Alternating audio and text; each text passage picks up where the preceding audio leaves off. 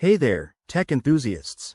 Welcome back to our channel, where we break down the latest tips and tricks to make your digital life easier. Today, we're tackling something that's been a hot topic: how to access your locked folder in Google Photos directly from your PC in 2025. If you've got private photos tucked away and need to view them on a bigger screen, you're in the right place.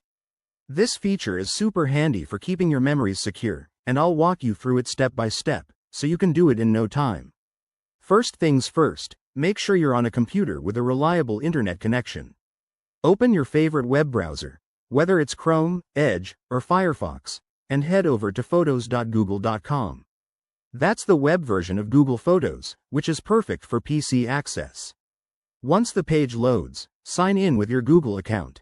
If you have two-factor authentication set up, go ahead and verify that too. It's all about keeping things secure. Now, after you're logged in, look for the main menu on the left side of the screen.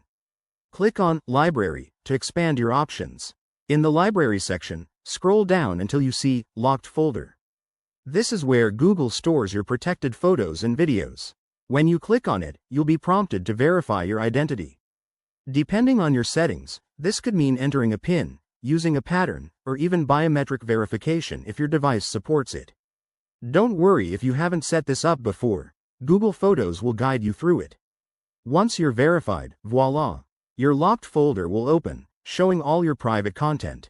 You can browse, download, or even move files from here. Remember, in 2025, Google might have updated the interface slightly for better usability, so keep an eye out for any new icons or prompts. One quick tip: if you forget your PIN, you might need to reset it through your Google account settings, so always keep that recovery info handy. And there you have it. That's how you access your locked folder in Google Photos on your PC. It's a straightforward process that ensures your privacy while giving you flexibility.